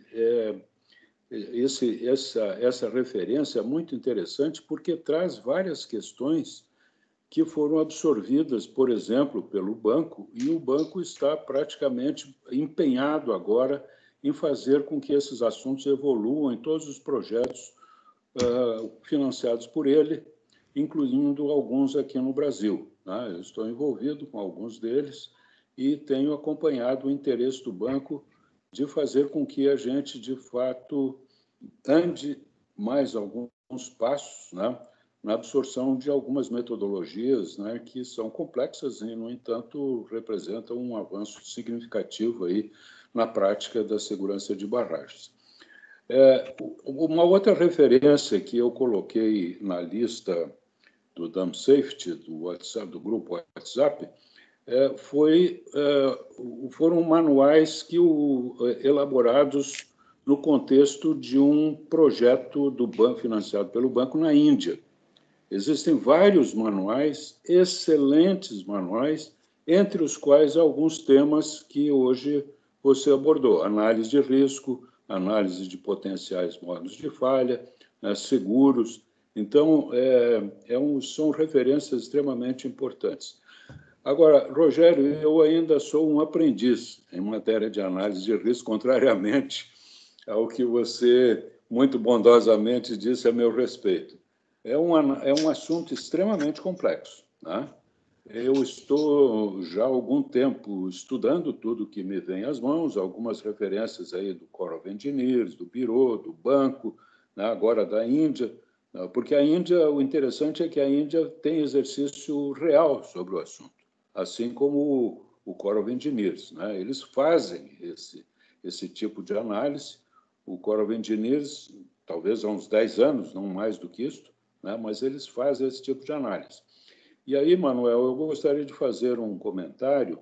Esse tipo de análise não é propriamente uma análise de risco do empreendimento como tal, né, que leva à decisão de fazer ou não fazer o empreendimento, ou de mitigar este ou aquele risco.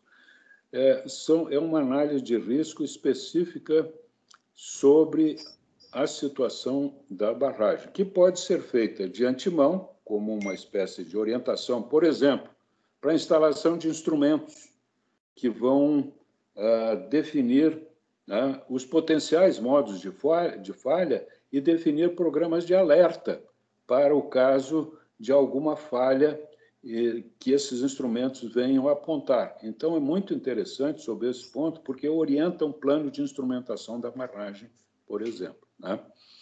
E, por outro lado, orienta também para um elenco de barragens, como foi o caso do trabalho feito pelo Ministério a respeito das barragens do Dinox.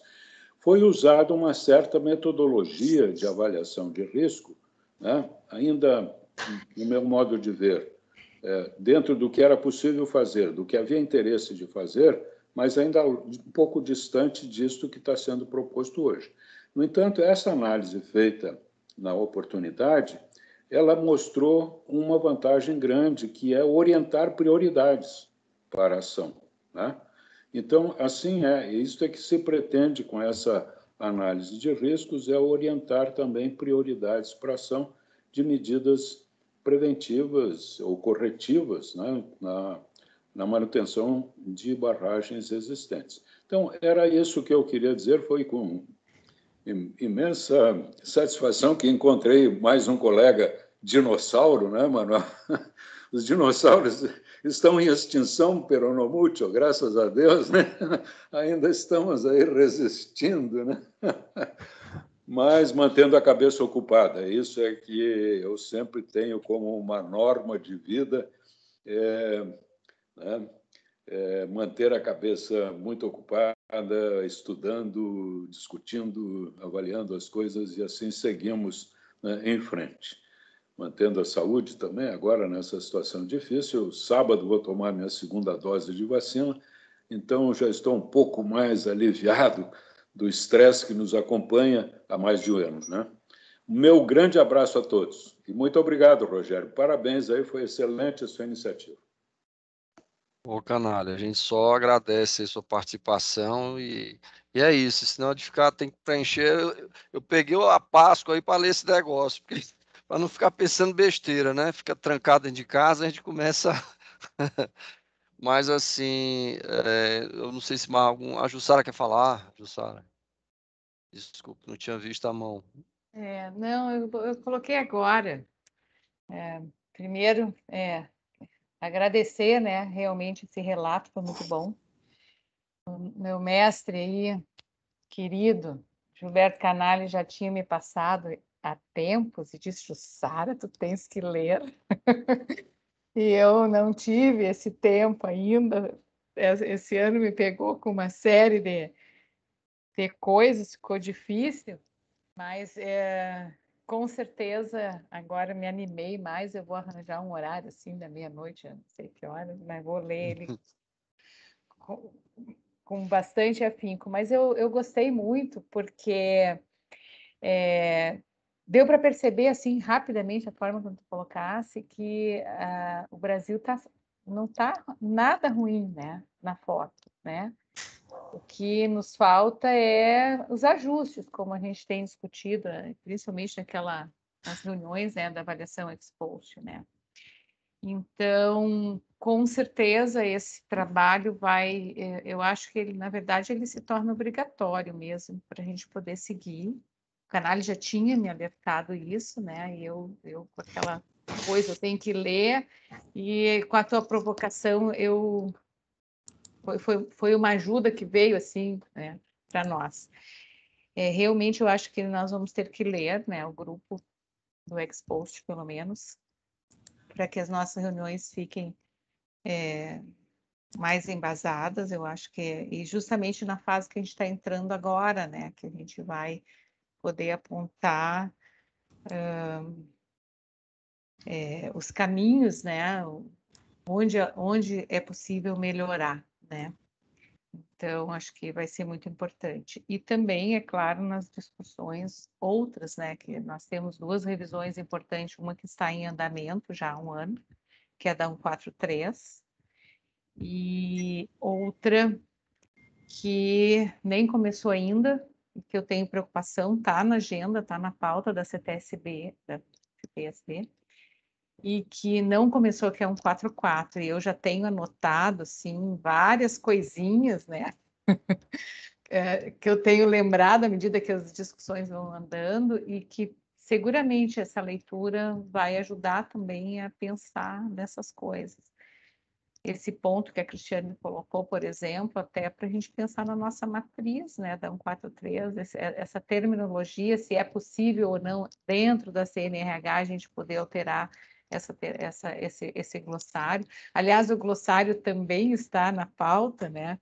Mas não entrou ainda, nós não conseguimos engatar o glossário, e o glossário é fundamental, porque ele é que vai orientar todas as normas que nós vamos colocar. Então, atenção, esses detalhes também são extremamente importantes.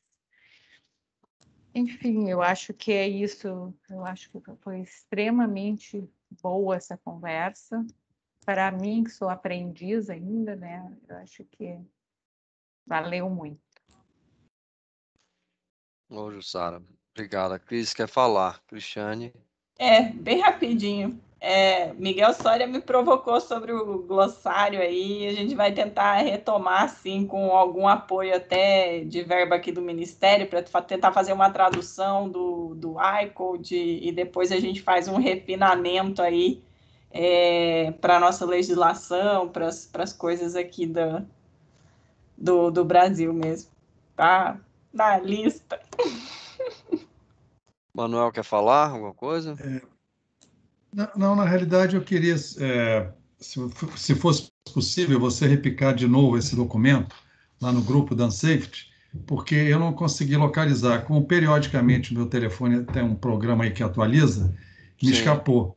Se você Qual puder, documento? o canal também fez menção a vários documentos que me escaparam. Se não for problema para ele e puder repicar lá, talvez fazendo uma menção pessoal, enfim, mas de maneira nenhuma quero atrapalhar.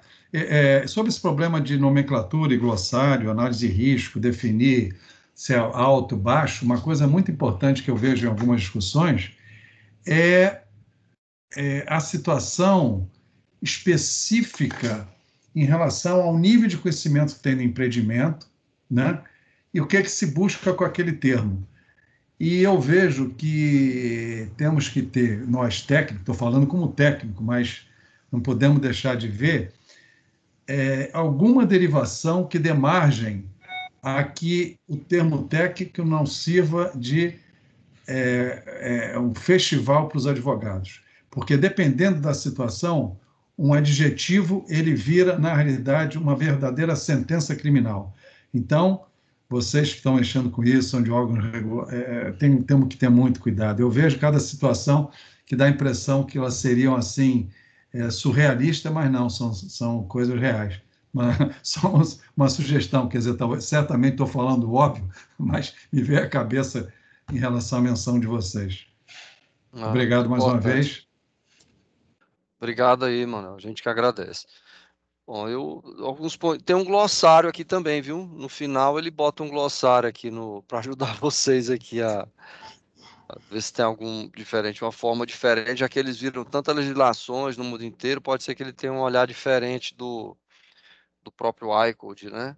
O Canalho, eu acho que ele chegou um pouquinho depois, Canalho, mas eu referi o trabalho do Bradle, do Palmieri, com a sua participação, inclusive na época de 2002, aquele relatório, né? E ele subsidiou muito os princípios e fundamentos da lei que saiu só em 2010, mas em 2003, a minuta que foi entregue para o deputado Leonardo Monteiro já tinha algumas coisas dali, como esse documento aqui, imagino que já vai ajudar na eventual análise ex post, aí, como bem destacado pela Jussara, né?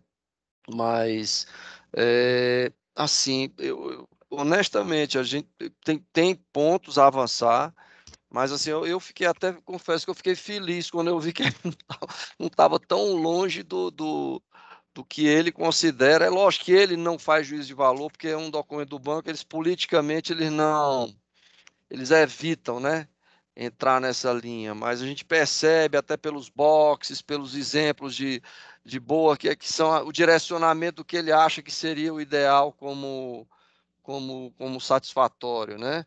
E assim, no balanço que eu fiz final, assim, tem pontos, como a gente destacou ao longo da leitura, mas são poucos, não são muitos, né? Que realmente a gente vai ter que se debruçar. Um é desse que o Canalha colocou, que é a análise de risco, propriamente dito, mas é algo que a gente tem que... E a ideia foi essa mesmo, dar uma quebrada de gelo para que cada um leia, né, e faça a sua interpretação, faça a sua leitura, porque por mais que eu tenha me despido assim de eventuais preconceitos, né, na hora de ler, sempre vai ter, né, alguma forma de ler enviesada.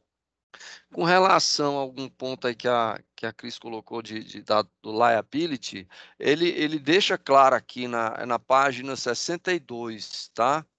Ele coloca que é para terceiros, não é da barragem. É liability, né? Quer dizer, justamente sobre o impacto em cima dos outros. É o nosso seguro de carro para terceiros, né?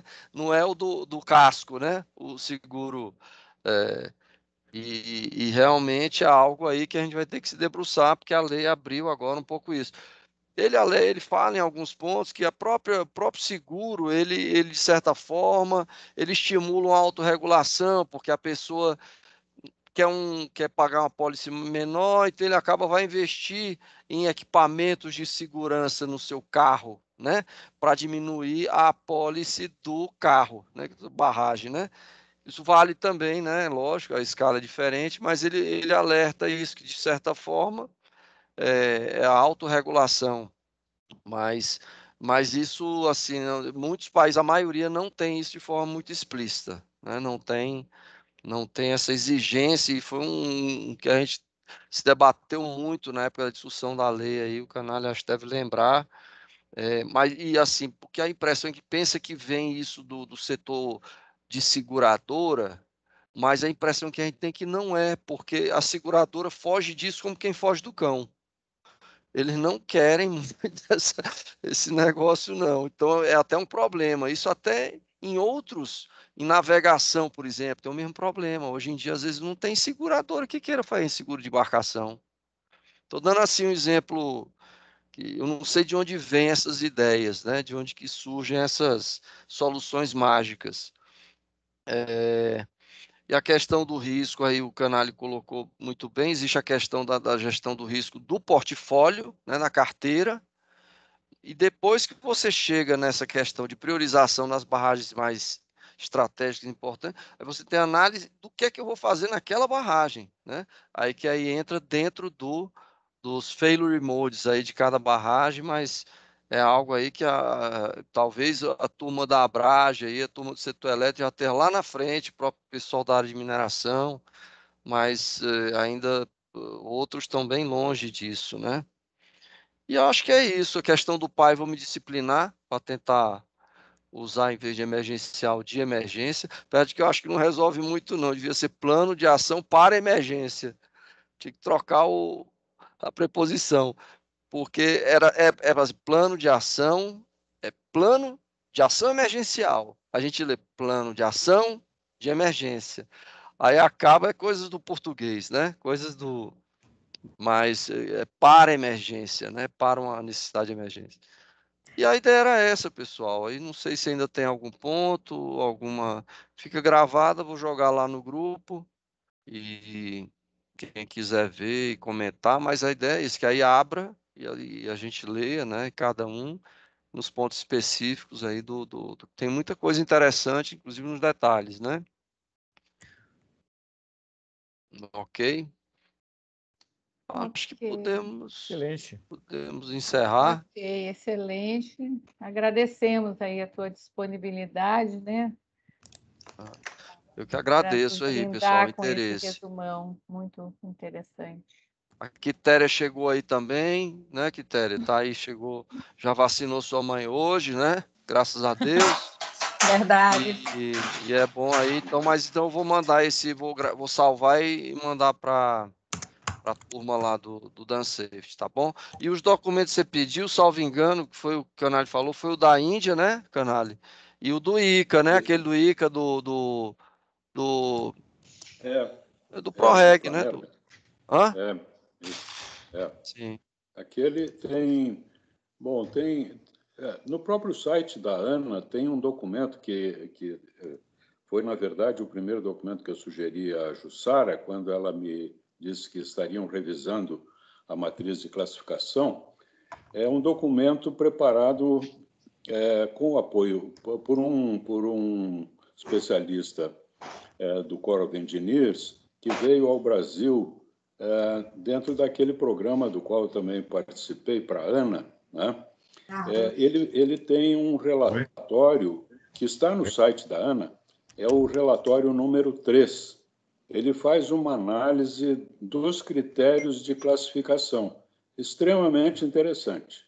Acho que é uma leitura, deve ser uma leitura indispensável agora que está se buscando revisar a matriz de classificação do CNRH. Tá? Está lá no site da ANA. Às vezes é um pouco difícil achar no site da ANA, desculpe até, Rodrigo, mas não é. Então, vou mandar o link aqui. Mandar o link aqui, Canali. Mas a gente precisa estar bastante enfronhado ali para poder encontrar as palavras-chave para encontrar o relatório. Mas o autor do relatório, claro que é um documento do Banco Mundial, mas o banco faz referência também ao autor, é o José Hernández, cujo apelido era Pepe. A gente fizemos uma excelente relação de amizade, né, com Pepe Hernández. Ele também foi muito efusivo na apreciação do período que ele teve aqui no Brasil, das amizades que ele fez na ANA, né, e foi muito agradável trabalhar com ele. E ele hoje está numa posição bastante importante lá no Corps of Engineers. Assim, só para... até tem muito material rico no solto perdido por aí, sabe? O próprio CBDB podia fazer isso, mas não consegue fazer. né? Esses acordos do TCU. A Ana, por exemplo, tem um caminho do aprendizado, é um material bem didático com relação a essa questão. Eu mandei os links aí que estão lá no SNISB. A Ana mudou o site recentemente, inclusive acabou talvez ficando mais complicado chegar em alguns lugares, como bem destacou o colega Canali. Tem muito material legal e que, infelizmente, isso está, às vezes, perdido, né? Esses workshops, essas apresentações, né, que teve a avaliação dos 5 anos, esse aqui está aqui, o dos 10 anos, né? Os dos 10 anos acho que não está lá, o da Ana, né? No site deve estar em algum outro lugar. Um monte de material de capacitação gerado pela Itaipu, né? Esses eventos em parceria com o CBDB, a BRH, cara, isso... Aquele do Ministério do Planejamento, que a Cris Sim, que a Cris coordenou há uns 5 anos atrás, 6 anos atrás. Aquele ficou no site do CNRH, mas aí também mudou o site do CNRH. Aquele evento... Tem que resgatar para ver se não aquele pode tem jogar no relatório, SNISB, tem né? transcrição também. Pois é. Isso se perde. É uma pena, porque é incrível, a gente fica rodando em círculos, né? Ó, tudo que vocês colocam no grupo do WhatsApp, eu subo lá no Mega. Aquele negócio, você tá mantendo vivo aquela sua ideia? Eu tô salvando, assim, acho que tem umas 2 semanas que eu não subi, não, mas aqui tô colocando lá. O que vocês colocam de material técnico, eu tô colocando. Muito legal, Cris. O que é que ela faz? Ela pega o que a gente troca de informação e ela criou uma nuvem, né? Um repositório na nuvem, e ela até explicou na época, mas eu confesso que eu não entro ali faz tempo. Como funciona isso, Cris? Pelo amor Tá na de descrição Deus. do grupo. Tá na descrição do grupo. Tá na descrição do grupo? Tá. Eu vou Vamos dar uma reativada mais. Mas, pessoal, eu acho que já estamos aí. Agradecer mesmo. Ali, perfeito. Eu vou até mandar isso aqui que a turma esquece. Tem muita coisa legal que a Cris andou coletando aí, resgatando. Mas eu vou... A gente é esperta demais. Eu mandei esses links aí do canal, do que ele comentou do trabalho do banco, viu? E mais documentos que tem lá no SNISB, lá da Ana. E tem muita coisa para fuçar lá. Pessoal, e o relatório também você remandou? Você vai remandar no grupo, né, Marechal?